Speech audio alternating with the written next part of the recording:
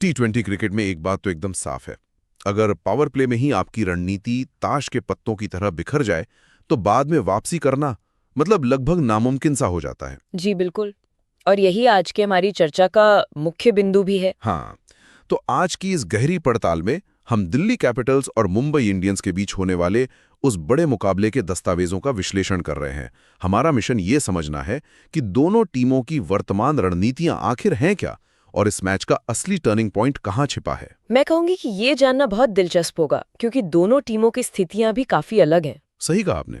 तो चलिए ऐसे समझते हैं। मैं तो यही मानती हूं कि ये मुकाबला सिर्फ दो टीमों की भिड़ंत नहीं है, बल्कि ये दिल्ली की वापसी के जद्दोजहद और मुंबई के उस नए आत्मविश्वास की एकदम सीधी टक्कर है। हाँ, और अगर हम शुरुआत करें तो दिल्ली के पिछले मैच को ही देख लीजिए जो लखनऊ के खिलाफ था। अरे वो वाला मैच जिसमें लक्ष्य सिर्फ 142 रनों का था। बिल्कुल, उस छोटे लक्ष्य का पीछा करते हुए भी टीम 26 रन पर ही अपने 4 विकेट खो चुकी थी।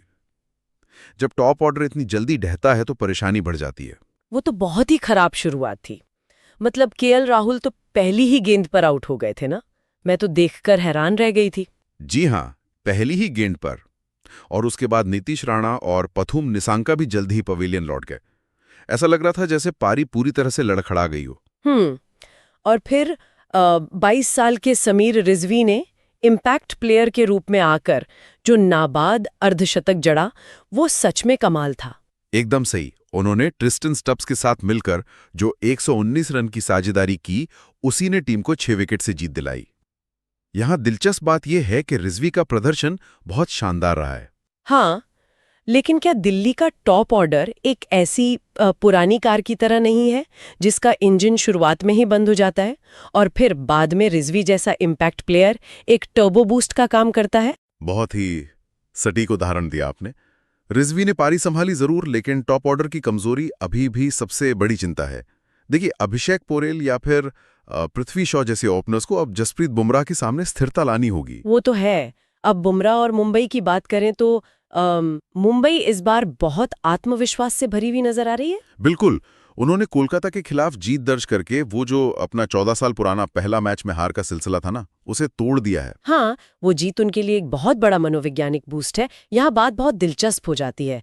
रोहित शर्मा ने जिस तरह 78 रन की शानदार पारी खेली और रायन रैकेल्टन ने 81 रन बनाकर उनका साथ दिया, वो दोनों सच में बहुत खतरनाक फॉर्म में हैं। तो सवाल ये है कि क्या दिल्ली के गेंदबाज इन दोनों को रोक पाएंगे, खासकर तब जब मिचेल स्टार्क इस मैच में उपलब्ध नहीं है। मैं तो यही सोच रही हूँ। टी नटराजन ने वापसी करते हुए 3 विकेट लिए हैं और लुंगी एनगीडी ने भी अपनी धीमी गेंदों से काफी प्रभावित किया है। और मुकेश कुमार भी तो काफी किफायती रहे हैं। जी हाँ, और स्पिन विभाग में कुलदीप यादव और कप्तान अक्षर पटेल हैं जो बीच के ओवरों में दबाव बनाए रखते हैं। असली जंग मिडिल ओवर्स में इन स्पिनर्स और मुंबई के बल्लेबाजों के बीच ही होगी। एकदम सही, क्योंकि रोहित के अलावा सूर्य कुमार यादव और तिलक वर्मा जैसे बल्लेबाज भी तो हैं। अब मुंबई की गेंदबाजी को भी देखिए। शार्दुल ठाकुर ने 3 अहम विकेट निकाले। बिल्कुल, और बुमराह और ट्रेंट बोल्ट की कसी हुई गेंदबाजी तो वैसी भी हमेशा कमाल की रहती है।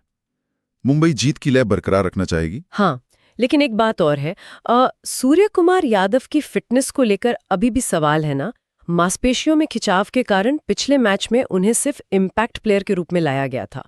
तो इसका मतलब क्या है? इससे एक बहुत ही महत्वपूर्ण सवाल उठता है। ये दिखाता है कि इम्पैक्ट प्लेयर नियम ने चोटिल खिलाड़ियों को इस्तेमाल करने का तरीका पूरी तरह से बदल दिया है। हाँ, मतलब क्या एक प्रमुख खिलाड़ी की फिटनेस पूरे टीम के संतुलन को खतरे में डाल सकती है, या फिर ये नियम टीम संयोजन को बचाने के लिए एक संजीवनी बन गया है? मैं तो यही समझता हूं कि ये एक सामरिक हथियार बन गया है।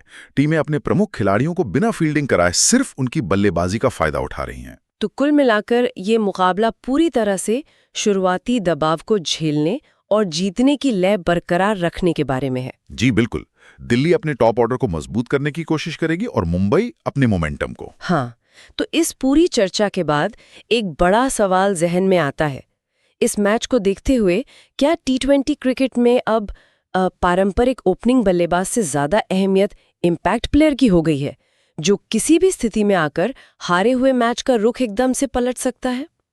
इस गहरी पड़ताल में आज के लिए बस इतना ही।